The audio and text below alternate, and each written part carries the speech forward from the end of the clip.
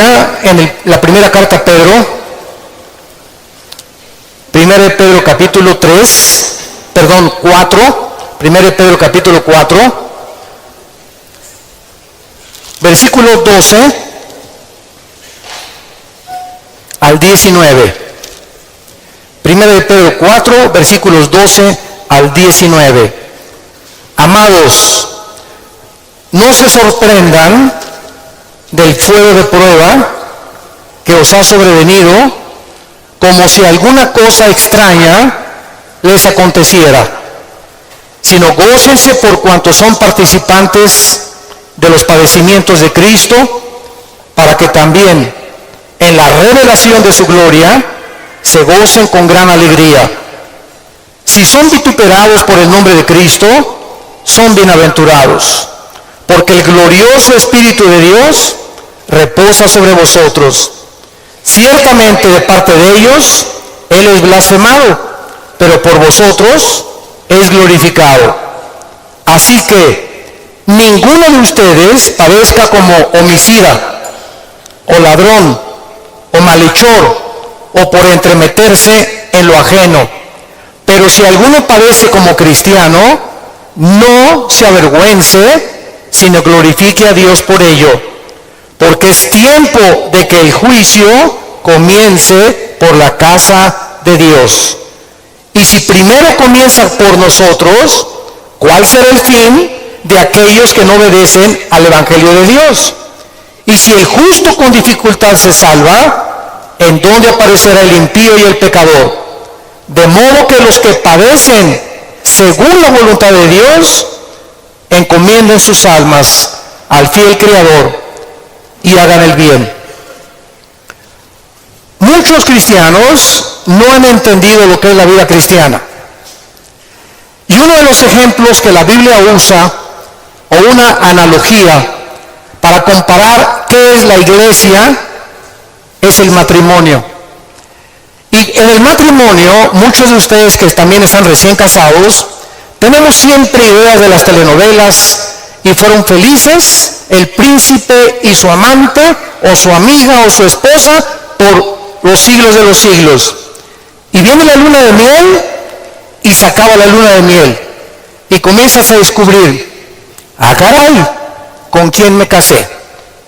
O ah caray, yo no sabía, chiquita, que tenías ese genio, y yo no sabía que eras tan flojo, ni sabía que dejabas tus calcetines que huelen a queso manchego cuando te levantas de la cama.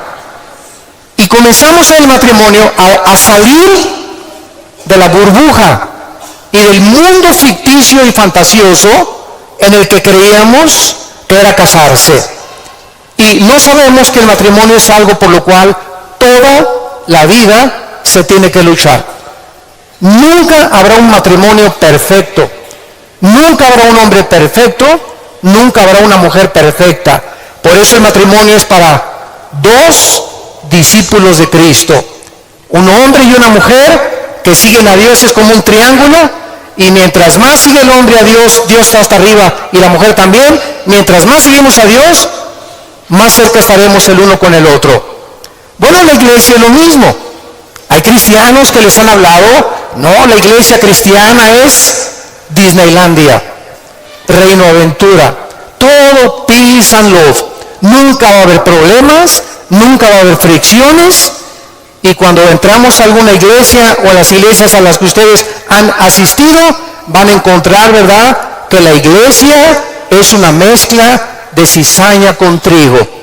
Que la iglesia es un cuerpo de creyentes mezclados con personas que han entrado del mundo, y que entre nosotros necesitamos entender que va a haber fricciones, malos entendidos, contiendas, que doña Pachita ya le hicieron cara de hamburguesa y no quiere regresar, que porque en esa iglesia, muchos me dicen, es que en esta iglesia o en aquella iglesia donde yo iba no había amor. Y el problema está en eso, que entramos a la iglesia creyendo que todo es maravilloso y que estamos en un ejército, somos soldados en un campo de batalla, en un mundo ocupado por el enemigo, donde nosotros vamos de paso, todo lo que construyamos, todo lo que invertamos en este mundo, se va a quedar. Y cuando este mundo sea destruido, lo único que va a sobrevivir son las almas. Son las almas. Y esta es la razón por la cual debemos vivir por las almas y poner como prioridad las almas que Jesucristo ganó en una cruz con su propia vida. Todos los cristianos vamos a experimentar pruebas. Vean ustedes aquí antes de Pedro se encuentra Santiago, en el capítulo 1. Santiago era hermano de Jesucristo, fue uno de los hermanos de Jesucristo, Santiago. Y él está escribiéndoles a los cristianos que comenzaron a ser perseguidos por el Imperio Romano. Y vean ustedes el consejo que Santiago comienza a delinear. Santiago 1, versículos 2 y 3. Hermanos míos, tengan por sumo gozo cuando se hallen en diversas pruebas, sabiendo que la prueba de vuestra fe produce paciencia. Sabemos entonces que todos nosotros vamos a ser examinados por Dios. Las pruebas, que son muchas, hay familiares pruebas en tu iglesia, en tu trabajo, con tus amistades, como matrimonio, con tus finanzas. Dios prueba el corazón. Y dice Santiago, no se sorprendan, no se maravillen de que de repente hay muchas pruebas. Y en lugar de que la oposición y las pruebas puedan menguar nuestro ánimo, dice Santiago, ¿verdad? Está probándose nuestra paciencia y nuestra fe. Vean aquí, le damos vuelta a primera de Pedro, otra vez, capítulo 1, y dice el versículo 6 y 7, en lo cual vosotros se alegran ahora, aunque un poco de tiempo, si es necesario, tengan que ser afligidos en diversas pruebas, para que sometida a prueba vuestra fe, mucho más preciosa que el oro, o sea, ¿por qué tiene que probar Dios nuestra fe? Porque es lo más valioso que Dios nos ha regalado. Lo más grande que tenemos es la fe. Y si queremos agradar a Dios, lo tenemos que agradar a través de la fe. Porque sin fe es imposible agradar a Dios. Por lo cual tenemos que entender por qué vienen pruebas, por qué me robaron mi coche, por qué tuve este problema con mi esposa, por qué este problema con mis hijos, por qué este problema en la iglesia, por qué este problema en el trabajo, por qué está el mundo ahorita como una olla hirviendo, donde las naciones están a un punto de una conflagración internacional. Aunque sabemos bíblicamente que si explota una guerra en Europa o en el Medio Oriente, no es todavía la tercera guerra mundial. En estos últimos meses, todas las invitaciones que he recibido han sido en radio, en televisión, con iglesias, con alianzas de pastores, para explicarles que esta guerra no es la tercera guerra mundial, que la Biblia nos habla claramente que falta mucho para la tercera guerra mundial y que esto es lo que va a pavimentar el camino para el surgimiento del anticristo en el Medio Oriente. Entonces, estas pruebas, dice la Biblia, son importantes porque nuestra fe es la que tiene que ser probada. Ya sea en el trabajo, en la escuela, en el vecindario, etcétera, etcétera. Estamos rodeados de personas que no les caes bien porque eres cristiano. Estás rodeado de amigos que cuando les comienzas a decir que eres cristiano, te van a comenzar a perseguir y a burlar. Porque el mundo está bajo el control del maligno y nosotros vamos de paso nada más. Somos un ejército que venimos a resistir al mal. No nos mandó Dios a terminar con el mal. Nos mandó a resistir hasta que Cristo venga. Se acabarán entonces las guerras y podremos recibir las coronas de gloria. Ahora muy bien, en esta sección se nos advierte, en la de 1 de Pedro, acerca de otra prueba. Regresamos al capítulo 4, 1 de 4, versículo 12. Y esta prueba es especial. porque le llama el Espíritu Santo fuego de prueba.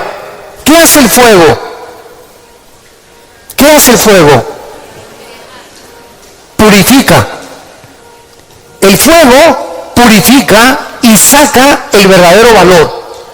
Las pruebas que nos vienen a nosotros es precisamente cuando un maestro no te hace exámenes. ¿Cómo va a saber el maestro si tú estás calificado para pasar a la preparatoria? Forzosamente tenemos que ser examinados, ¿verdad? Con pruebas. Ahora tú te puedes preguntar, ¿qué Dios no sabe si voy a pasar o no voy a pasar la prueba? ¿Para qué nos hace pruebas Dios? Los maestros, yo entiendo que es para saber el coeficiente intelectual o la intelectualidad o el conocimiento que tienen los alumnos. Pero Dios, ¿por qué nos prueba? ¿Cuál es la respuesta? Dios sabe lo que hay en tu corazón, pero Él quiere que nosotros sepamos lo que hay en nuestro corazón. Que descubramos a través de las pruebas cuánta maldad hay dentro de nosotros. ¿Cuántas cosas hay dentro de nosotros que necesitan ser quemadas todos los días? ¿Cuántas cosas hay dentro de nosotros? Porque aunque seamos cristianos, seguimos teniendo el potencial de ir en contra de las leyes de Dios. Por eso dice en Gálatas 5, las obras de la carne son esto y esto y esto: fornicación, adulterio, borracheras, drogadicto, hechicerías, ocultismo, etcétera, etcétera. Un cristiano puede caer en las cosas que él practicaba antes de que fuera cristiano, si el cristiano abandona a Dios. Y cuando descubrimos la maldad que hay dentro de nosotros, ¿qué podemos hacer? Gritar como Pablo en Romanos 7, miserable de mí, en mí no mora el bien que quiero hacer no lo hago, lo que no quiero hacer eso hago. Entonces encuentro que en mi mente me dice, no fumes, el cigarro te va a molar los dientes, la lengua, la faringe, el esófago, la tráquea, los pulmones, el corazón. ¿Y por qué sigues fumando? Ve otra ley. Mi mente me dice, estás mal, pero mi corazón me dice, hazlo. Y mi carne le gana a mi razonamiento. Y entonces Pablo dice, miserable de mí, y dichosos los que han descubierto esto. Oh Dios mío, ¿por qué volví otra vez a prender el canal de la pornografía? Yo no quería ver esa pornografía. ¿Por qué caí ayer con mis amigos y me emborraché la semana pasada? Soy cristiano, ¿por qué lo hice? ¿Por qué le grité a mi esposa como le debía haber gritado, como no le debía haberle gritado? ¿Por qué lo hice? Y qué mal nos sentimos cuando comenzamos a descubrir esa maldad. Y qué buen síntoma es que digas, ¿por qué lo hice? Eso muestra que tenemos al Espíritu Santo, que nos está redarguyendo, que nos está diciendo, eso que hiciste está mal. Antes lo hacías y no te importaba y te dormías ni pedías perdón. Pero ahora cuando pecamos, nos damos cuenta, nos entristecemos, nos llenamos de una ansiedad tremenda en el corazón, porque no tenemos paz. Es la paz que nos quita Dios hasta que vengamos a la cruz y le pidamos perdón, y la sangre de Cristo nos limpia de todo pecado. Pero esta es la razón por la cual las pruebas Dios nos las manda, para que vayamos evaluándonos honesta, íntegra y sinceramente en qué nivel nos encontramos de espiritualidad. Vayamos a Santiago capítulo 1 otra vez con este versículo y vamos a ver algunas verdades prácticas antes de desarrollar el pasaje que acabamos de leer. Veamos algunas verdades prácticas de las pruebas. En primer lugar, las pruebas son algo común en la vida cristiana. Dice Santiago, cuando os halléis en diversas pruebas. En segundo lugar, estas pruebas, en segundo lugar, van a venir en diferentes categorías. De repente, estás tranquilo, eres deportista, tomas vitaminas, estás perfectamente sano y te vas a hacer unos exámenes de sangre y las radiografías y la biometría hemática de sangre te dice el médico, tiene usted cáncer o tiene usted diabetes, o padece usted un problema, ¿verdad?, renal, etcétera, etcétera. En el momento que oímos esa noticia, toda nuestra vida cambia. En ese momento dices, ¿qué me está pasando? ¿Cómo me pudo suceder esto a mí? Fue una prueba de fuego. O de repente tu hijo cayó y chocó, o tu hija se mató, o tu esposo se murió, o se cayó tu casa, o se incendió tu coche. Nunca sabemos qué va a suceder el día de mañana. Entonces tenemos que estar preparados para entender que estamos en un mundo donde somos vulnerables y donde cualquier cosa puede suceder, y Dios lo va a permitir con un propósito siempre, siempre santo, que va a resultar para un bien. Cuando oigas de ese accidente, de esa enfermedad y de ese problema, no lo entendemos. ¿Qué está pasando en la iglesia? ¿O qué pasó en mi casa? ¿O qué pasó con el gobierno? ¿O un golpe de estado? No entendemos cuando explota una bomba. Hay mucho humo y no se puede entender qué es lo que está pasando. ¿Qué verdad? No hay verdad. Será mentira, será melón, será sandía. Y no es hasta que el humo se va, pasa una semana o 2 semanas, cuando comienzas a ver y a entender. Si tú en esa prueba, escúchame muy bien, durante esa prueba que estás atravesando, no te sueltas, pase lo que pase en tu vida. Si tú no te sueltas de Cristo, no te imaginas cómo Dios te va a bendecir, te va a fortalecer y vas a madurar espiritualmente como no te imaginas. ¿Qué se probó cuando te dijeron que estabas enfermo? ¿Qué se probó cuando oíste que te robaron tu coche?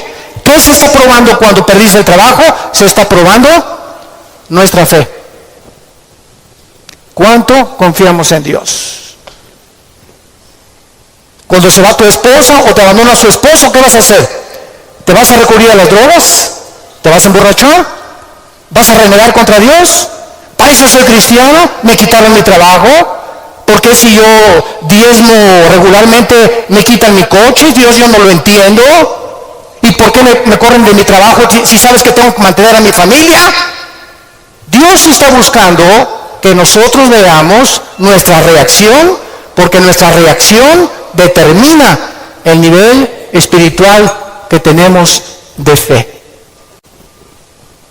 Y es precisamente en esas pruebas, en esas reacciones, donde Dios sabe cómo vas a reaccionar. Vamos rápidamente a Génesis capítulo 22. En el Antiguo Testamento, y veamos la prueba de fuego que pasó a Abraham.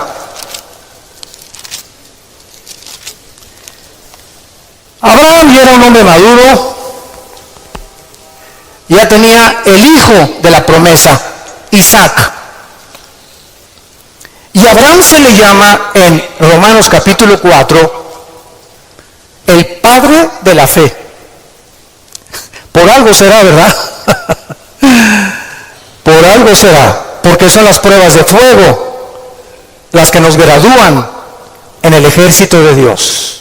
Las pruebas, no las muchas pruebas, nos van preparando, pero hay una prueba de fuego que es nuestra graduación. Cuando ya Dios se da cuenta que no importa lo que pase en tu vida, nunca te soltarás de Él. Nunca blasfemarás de su nombre, nunca te llenarás de rencor ni de amargura contra nadie. Hayan hecho lo que te hayan hecho o lo que nos hayan hecho, el veneno más grande que nos impide graduarnos es la amargura.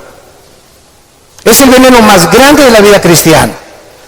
Bueno, aquí se encuentra Abraham, capítulo 22 del Génesis, y dice: aconteció después de estas cosas, o sea, estas cosas son todas las pruebas que Abraham había atravesado, que probó Dios a Abraham.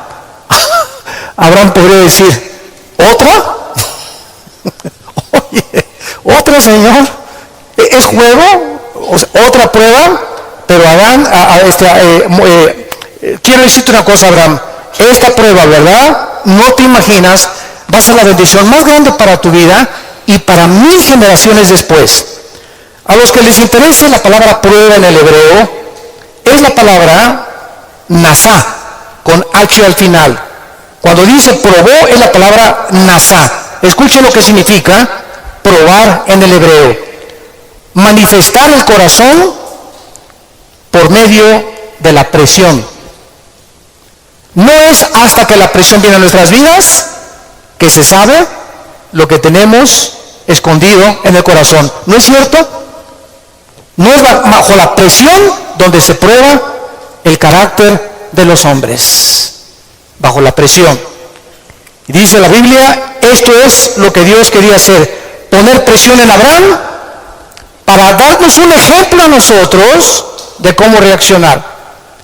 ¿Y cuál fue la prueba de fuego que Dios le puso a Abraham? Dame a tu hijo Isaac. Versículo 2. Señor, no te oí bien. Creo que me está fallando el oído. ¿Qué dijiste? Que me des a tu hijo. Señor, ¿estás bien? ¿Me dices un mejoral? ¿Me estás hablando? ¿Eres tú? ¿No será un demonio que me estará hablando? Señor, tú me dijiste que este hijo era el hijo de la promesa, no era Ismael. Tú me prometiste que era Isaac y la semilla de Isaac, el esperma de Isaac, la descendencia de Isaac, donde el Mesías, el Salvador que has prometido, iba a venir. ¿Cómo me lo pides? ¿Y cuál es la respuesta de Isaías 55, 8 y 9? Mis pensamientos no son vuestros pensamientos, y mis caminos no son vuestros caminos, ovejas santas, amadas de Dios. Así como los cielos son más altos que la tierra y mis pensamientos más altos que ustedes, así es como yo tengo que pensar para que ustedes comiencen a entender que yo no pienso como ustedes y que la fe es mantenerte de pie y seguir creyendo aunque no haya explicación inmediata. Señor, no entiendo qué pasó con mi casa, no entiendo por qué perdí el trabajo, no entiendo lo que está pasando, no entiendo esto, no entiendo aquello, pero como dijo Job, aunque tú me matares, seguiré confiando en ti.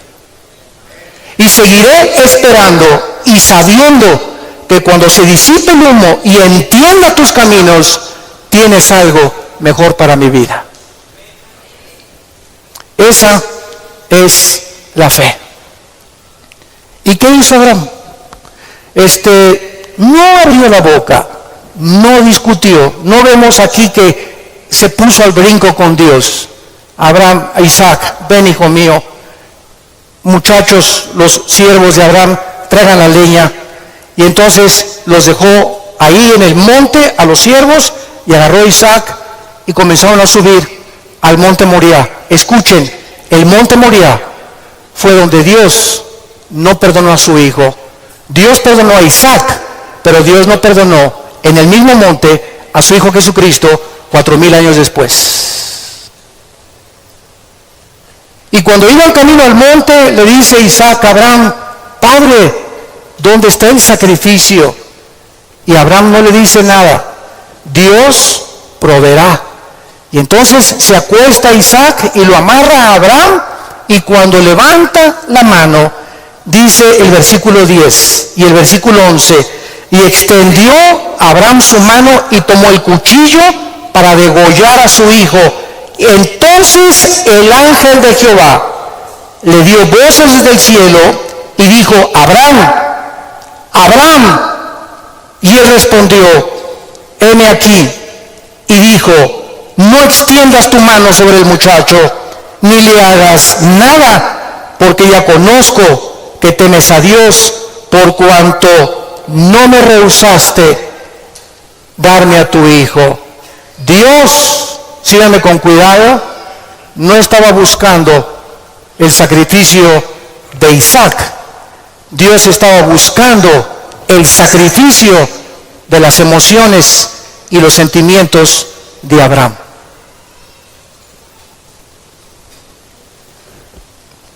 Abraham tenía que pasar la prueba de morir a sus emociones y a sus sentimientos y amar a Dios con todas sus fuerzas y con todo su corazón, escúchenme, más que a su hijo.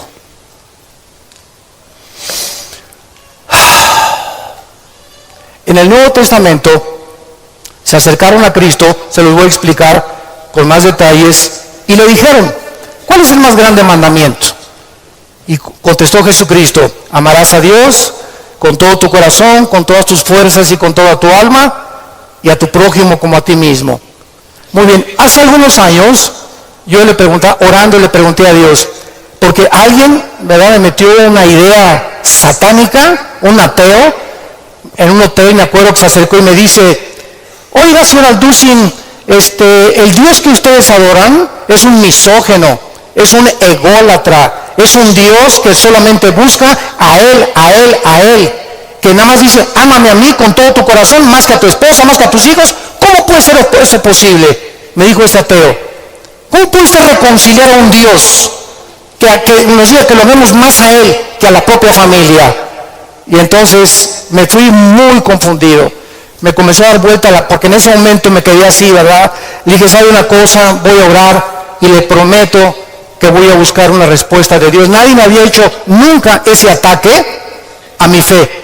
Entonces pasó como unas 2 semanas, me puse a orar, ayuné como 2 días buscando esta respuesta y fue tan clara de parte de Dios. Y el Señor me mostró en la Biblia lo siguiente. Mira, hijo, me dice Dios, cuando yo les pido a ustedes, ámenme con todo mi corazón y con toda mi mente, ¿saben por qué se los pido? Porque tu mamá, tu esposa y tus hijos y tu perro fido y tu cotorro y lo que más amas en tu vida y tu jarrón chino y la casa que tienes y que la amas, todo lo vas a perder y al final de tu vida te vas a quedar solo. Todos nos quedamos solos al final de la vida. Los hijos se tienen que ir, si no se casan, se mueren, la esposa tiene que morir, él tiene que morir, escúchame muy bien. Y si tú tenías todos tus afectos en tu hijo que se fue, o en tu esposo que se fue, o en tu perro que te quitaron, cuando se vaya tu hijo, cuando te quiten a tu esposo, cuando te abandone tu mujer, te vas a hundir, porque no tendrás las fuerzas de seguir viviendo.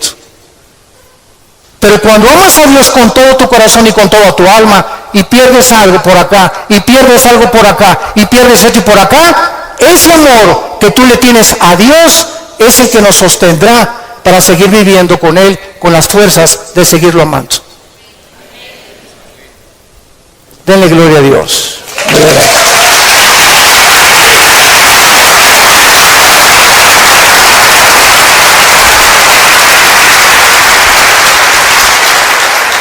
La fe es creer aunque no entendamos. Si Dios lo dijo, tiene una razón. Detrás de cada mandamiento de Dios se encuentra la sabiduría de Dios. Cuando Dios le dice a los jóvenes, no forniquen ni tengan relaciones sexuales antes de casarse, gritan los jóvenes y protestan los jóvenes. ¿Nos quieres quitar la felicidad? ¿Qué tiene? Así nos vamos a conocer mejor antes de casarnos. Pero detrás de esa prohibición que Dios tiene es el inmenso amor que Él nos dio desde la cruz. Por amor te lo digo, jovencita, te dice Dios, por amor que te tengo, joven que me escuchas. Tú no te imaginas las consecuencias de la fornicación. Vas a los 18, 19 años a ver crecer tu pancita, te vas a tener que salir de la escuela, él va a resultar con que no te quiere. Es increíble que por no haber puesto ustedes freno en sus relaciones meses antes, hayan ustedes acabado en un pecado que se llama la fornicación. Dios es sabio y nos dice a los casados, no cometerás adulterio. Dice Salomón en Proverbios 6, versículo 32, el que comete adulterio es falto de entendimiento, corrompe su alma el que tal hace. El que comete adulterio echa a perder su matrimonio, sus hijos, los celos, la infidelidad, que tarda años en poder levantarse. ¿Y todo por qué? Por tu ego, por tu orgullo, por tu vanidad, de querer irte con una muchacha más joven o con otro hombre sin tomar en cuenta a tu propia familia. Es el ego siempre el enemigo de nuestro Dios. Dios sabe por qué nos da las provisiones que nos da, porque nos ama y quiere lo mejor para nuestra vida. Y finalmente aquí en estas verdades prácticas en Santiago encontramos también, ¿verdad?, que las pruebas prueban la fe que tenemos y la fe nos muestra cuánto confiamos en Dios. Dice en el Salmo capítulo 11, versículo 1 y 2. En Jehová he confiado. ¿Cómo decís a mi alma que escape al monte cual ave? Porque aquí los malos tienden el arco, disponen sus saetas sobre la cuerda, para asaetear en oculto a los rectos de corazón. Si hubo un hombre perseguido, calumniado, vituperado, despreciado entre los héroes de Dios, fue el rey David. A los 17, 18 años lo ungen, Samuel, tú vas a ser rey de Israel. Dice David, qué suave. Bueno, pasaron casi 12 años, vean esto, desde que lo ungen con sus hermanos, pasaron 12 años, hasta los 30 años de edad, 12 años de pruebas. El hombre que Dios había escogido para sentarlo en el trono de Israel, tenía que ser probado. Y tenía que ser probado en la amargura, en el rencor, en la confianza en Dios, en saber que no importa, aunque me rodee un ejército y aunque tenga las miles de amenazas, Dios es mi salvación, mi fortaleza y mi luz. ¿De quién temeré? Dice el Salmo 27. ¿De quién temeré? Es el temor dentro de nosotros lo que nos impide confiar en Dios. Tengo temor que si me entrego a Dios me va a pasar esto. O tengo temor que si hago estas cosas me va a pasar aquello. Ese temor lo tienes que vencer. Porque Dios no nos ha dado espíritu de temor, sino de valor, de poder y de amor propio. Entonces tenemos que entender que las pruebas forman parte de la vida cristiana. Regresamos a nuestro pasaje de 1 de Pedro y examinémoslo rápidamente. Dice nuestro pasaje, no se sorprendan, amados, del fuego de prueba que os ha sobrevenido, como si alguna cosa extraña aconteciera. Número 1, se nos advierte cómo no debemos de reaccionar. Con sorpresa. No debemos reaccionar con sorpresa. No puedo creer lo que me está pasando. Más te vale que lo creas. No puedo creer que mi noviecita me dijo que yo me parecía a John Travolta, hermano, y me dejó por otro y se fue. No lo puedo creer. No puedo creer que mi esposo me haya abandonado. No puedo creer que este negocio haya caído. No puedo creer que yo fui fiel en mi trabajo y me corrieron, hermano, del trabajo. No lo puedo creer. Más te vale que lo sigamos creyendo. No nos sorprendamos, es una prueba. Cualquier cosa que afecte tu vida, tu estabilidad emocional o física, son pruebas. Entendámoslo. Dios es un Dios que nos tiene que probar. Y estas pruebas son para nuestro bien. Y vamos a descubrir en las pruebas que Él es real, que Él sana, que Él restituye, que Él vindica, que lo que la oruga y el saltón te robaron, Dios te lo va a devolver 10 veces más. Pero es esa fe la que Él está tratando de desarrollar en nuestras vidas, porque es mucho, mucho más preciosa que el oro. Dice en 1 de Pedro 5:10, mas el Dios de toda gracia, que nos llamó a su gloria eterna en Jesucristo, escuchen bien, santos de Dios, después que hayáis padecido, ¿cuánto tiempo? No toda la vida es la Inquisición por el amor de Dios. No toda la vida como llegó una hermana, pastor, ¿qué le pasa a doña Chole? Pues sigo con pruebas. Hermana, tengo 5 años que la conozco y usted ya le ganó a Job. No me diga que en 5 años Dios no la ha dejado descansar. Ese no es el Dios que servimos. Dice claramente que las pruebas son temporales, de vez en cuando Él cree conveniente que la necesitamos atravesar. Después que hayáis padecido un poco de tiempo, vean ustedes el propósito, Él mismo os perfeccione, afirme, fortalezca y establezca después de las pruebas.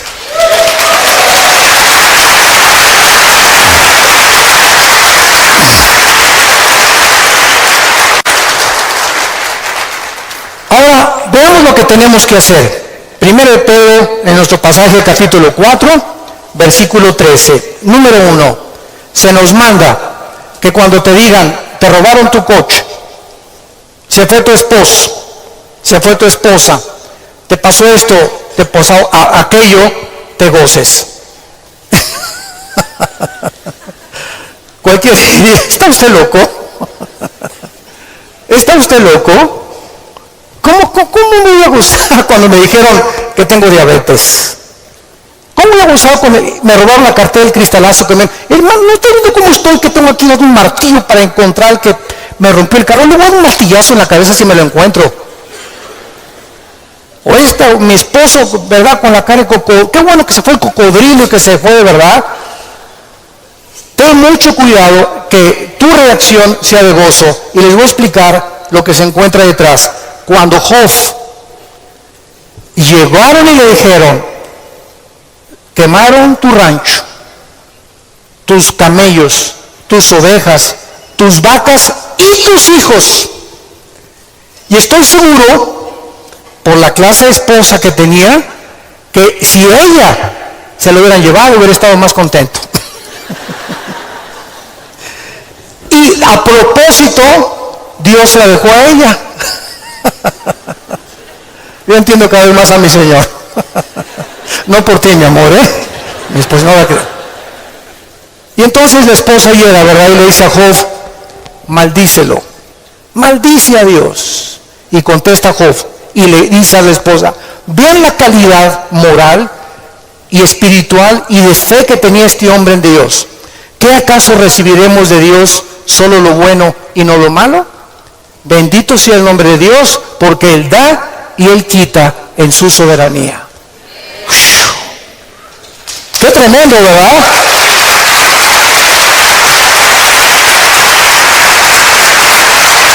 ¡Qué tremendo! Entonces, en ese momento, cuando somos asaltados por dudas y malas noticias, en otras palabras, porque son malas noticias, en ese momento tengamos mucho cuidado de no permitirle a nuestro corazón que nos gobierne la lengua, porque de la abundancia del corazón habla la boca. Entonces, en lugar de proferir maldiciones o acusaciones, o eres tú Dios, o compartirlo con otras personas, híncate. Filipenses 4, 6 y 7. Híncate y dale a conocer a Dios. Señor, no entiendo lo que está pasando.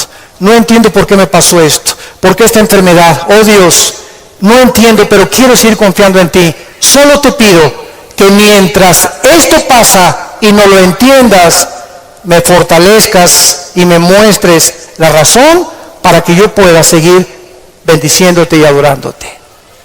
Es el tiempo más difícil de nuestra vida cuando no entendemos lo que está pasando. Vamos rápido a 2 Corintios capítulo 12. 2 Corintios capítulo 12 y veamos lo que le pasó al apóstol Pablo y la forma como él reaccionó. 2 Corintios 12. Pablo fue uno de los pocos hombres, junto con Enoc y Elías y el apóstol Juan, que subieron al cielo. En el Nuevo Testamento, Pablo y Juan fueron los dos únicos apóstoles que subieron al cielo sin morir. Fueron sacados de su cuerpo espiritualmente. Y Pablo lo llevó Dios al tercer cielo, donde habita Dios.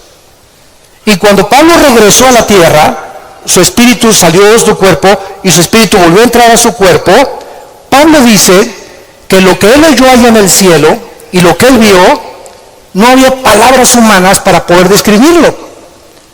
Y como fue una experiencia tan impresionante, pero tan grande, que cabía la posibilidad, dada la naturaleza humana pecaminosa que aún tenemos, Dios tuvo que darle una prueba a Pablo y ponerle un aguijón en su cuerpo físico, alguna enfermedad. Y esta enfermedad no sabemos qué es. Algunos han especulado que era algún problema oftalmológico, porque dicen Gálatas, mira con cuán grandes letras les escribo. Bueno, no sabemos, ¿no? Entonces Pablo tenía algo en su cuerpo que lo atormentaba, y se hincó delante de Dios y le dijo: Señor, quítame este aguijón. No, Pablo. Señor, te ruego, quítamelo. No, Pablo.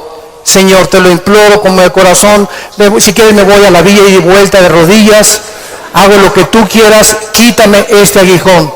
Y Dios le contesta y le dice en el versículo 9: y el Señor me ha dicho, bástate mi gracia. ¿Por qué? Porque mi poder, y lo traduzco en el original griego, está en presente continuo. Mi poder se está perfeccionando a través de esta dolencia física que he permitido que tú tengas. Mi poder se está perfeccionando mientras tú estás sufriendo esta enfermedad en la que estás atravesando. Y entonces Pablo, cuando entiende, detrás de lo que no entendía, por qué Dios permite en su vida, contesta Pablo y dice: por tanto, de buena gana me gloriaré más en mis debilidades, para que repose sobre mí el poder de Cristo. Hace poco mi esposa y yo estábamos en Dallas, y ¿se acuerdan de este muchacho que no tiene brazos ni piernas? Muchos de ustedes lo conocen. Bueno, su esposa es mexicana, de Chihuahua. Y estuvimos ahí como una hora mi esposa y yo y nuestros 3 hijos, compartiendo con ellos en una iglesia de Dallas, y nos querían conocer también a nosotros, bueno, que también conocían nuestro ministerio, etcétera, etcétera. Y cuando yo me acerqué a abrazarlo, a este muchacho, ¿de dónde lo agarro? Nunca me tenía esa impresión, me quedé como paralizado, ¿qué hago, no? Y él me hacía así. Bueno, pues entonces como un costal, ¿verdad? Lo agarré y lo hice así. Y me dice: levántame. Y le comencé a hacer así. Y entonces le pregunté y le dije, sinceramente, platicando con él, ¿por qué nos dijiste que quién era feliz? Y entonces en la reunión que él tuvo, le preguntó a la gente: ¿quién de ustedes es feliz? Y muchos que estaban: pues yo sí o no. Y me dice: yo les quiero contestar algo. Dios permitió que naciera sin brazos y sin piernas para que yo fuera un testimonio que la felicidad no se encuentra en estar completo, sino en tener el poder de Dios viviendo en tu vida.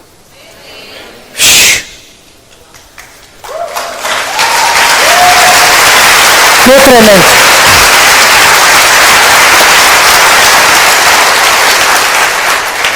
Mi esposa y yo nos bañamos de lágrimas.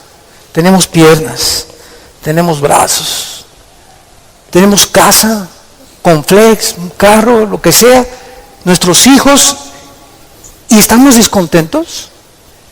Teniendo contentamiento, teniendo sustento y abrigo, estamos contentos porque estamos vivos. Nosotros estamos completos, y él era más feliz que la mitad de los que fueron a escucharlo. Él riéndose, y era una felicidad, ¿no es cierto, Marta? Un gozo sincero. Él no estaba fingiendo, él estaba lleno del poder de Dios. Y transmitía en sus ojos esa paz, ese contentamiento, esa aceptación. Él dijo que a los 2 años se quiso suicidar porque todavía no había aceptado a Cristo. Y se metió y dice: ¿cómo me suicido? ¿Con qué? No que dar una pistola y le haga así, ¿verdad? Se metió a la tina del baño y con la boca abrió la llave y se quería morir ahogado. Y cuando estaba el agua subiendo, muchos de ustedes que ya no han visto testimonio, yo lo traigo grabado en mi iPhone, dice que en ese momento dijo: si yo me quito la vida, nunca podré compensarles a mis padres y los haré culpables a mis padres, porque siempre se lamentarán porque yo nací así, y si hay un Dios, nunca conoceré el propósito por el cual permitió que yo naciera sin brazos y sin piernas. Y apagó la llave y le dijo, yo no entiendo, al año se convierte a Jesucristo. Y ha ganado millones de almas. Dios dice que hay entre 15 o 20 millones de seres humanos que nacen así. A este muchacho Dios lo escogió Dios para dar un mensaje al mundo. La felicidad no está en el dinero, ni en tener salud, ni en tener casa, ni en tener vehículos, sino si tú tienes a Jesucristo y la paz de Él que sobrepasa todo entendimiento.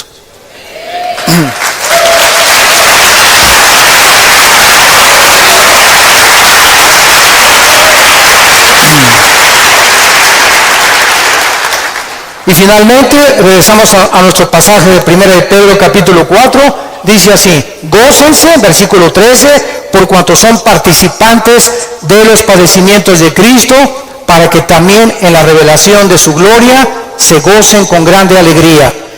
En penúltimo lugar, las pruebas nos están haciendo parecernos más a Jesús.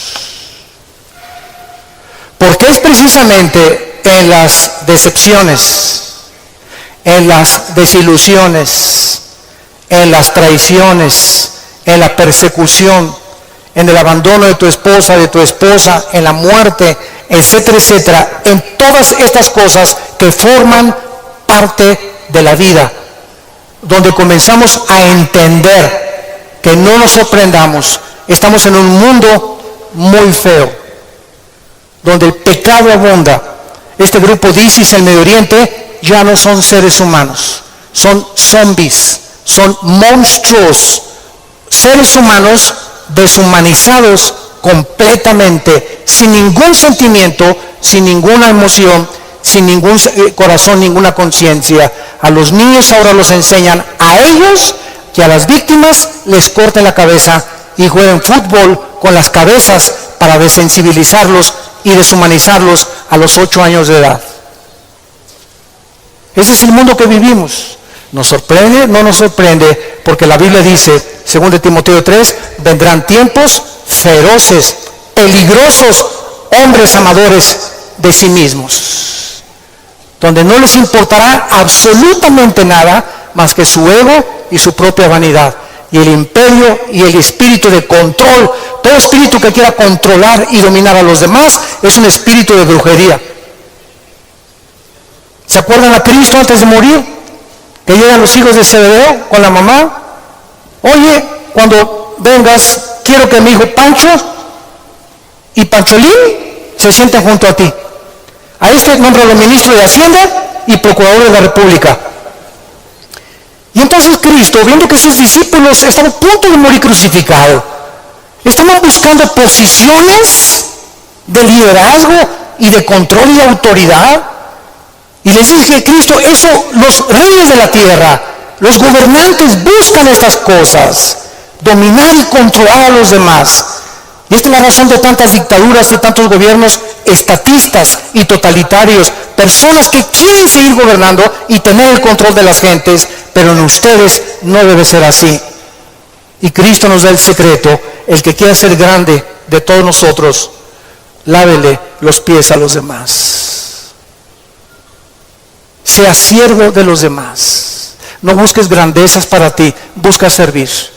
Porque el más grande entre nosotros siempre será el que siga las pisadas de su maestro. Gracias por tu palabra, Señor, en esta mañana. Gracias, Señor, porque si somos vituperados en el nombre de Cristo, somos bienaventurados. Así que ninguno de nosotros padezca como homicida o ladrón, o que las pruebas que tengamos sea por nuestros pecados. Pero si padecemos como cristianos, no nos avergoncemos. Glorifiquemos a Dios por ello. Encomendemos toda nuestra causa a Dios, porque Él es soberano. Nunca nos dejará y nunca nos desamparará. Bendecimos, Padre, a todos nuestros enemigos. Bendecimos a los que nos calumnian y contienden contra nosotros. Te damos las gracias por estas pruebas, porque está probando lo que hay en nuestro corazón. Si no perdonamos 70 veces 7, no hemos crecido en la gracia y el conocimiento de Jesucristo. Si hay alguna persona en esta mañana que aún no tiene a Jesús, que aún no tienes este corazón que Dios quiere que tú tengas, esta comprensión de la vida espiritual y de lo que es la iglesia y el cristianismo, ven a la cruz, entrégale tu vida diciéndole estas palabras ahí con todo tu corazón: Señor mío y Dios mío, te pido perdón por mi vida, por mis pecados, por mi rebelión a mandamientos que antes no entendía. Ahora sé que tus pensamientos son inmensamente mucho más grandes que la forma como yo creo que tú debes de ser. Tú me creaste y me hiciste nacer con un propósito en la vida. Gracias por la salud que tengo en este momento, por el matrimonio que tengo, por los hijos que nos has dado, por el fruto que traigo en mi vientre, por la casa que tenemos, por todo lo que nos rodea, por el agua, por la luz, las montañas, los cambios de clima. Te bendigo, Señor, haberme puesto en este planeta donde te puedo conocer. Creo que en la cruz pagaste con tu sangre por mi vida y mis pecados. Y te pido, Jesús, porque creo que a los 3 días resucitaste de los muertos, que entres a mi corazón como mi Señor y mi Salvador. En el nombre de Jesús.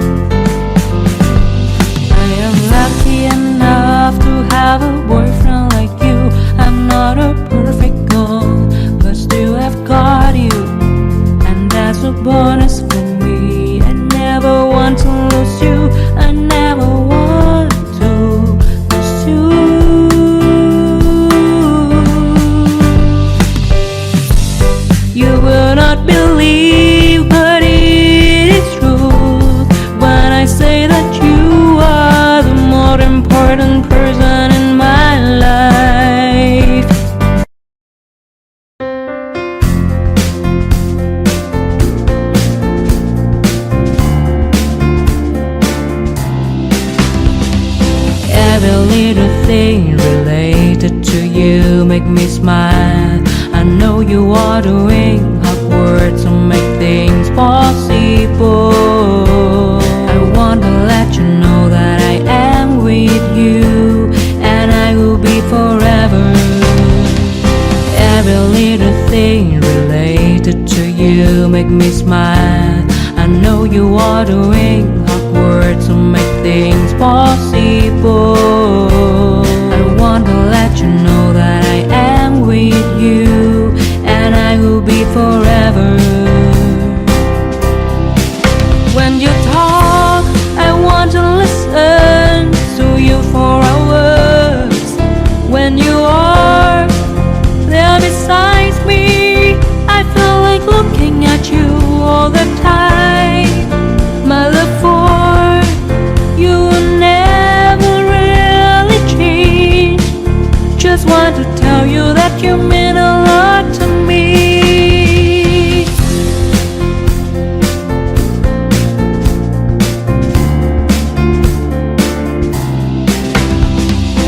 Every little thing related to you make me smile. I know you are doing hard work to make things possible.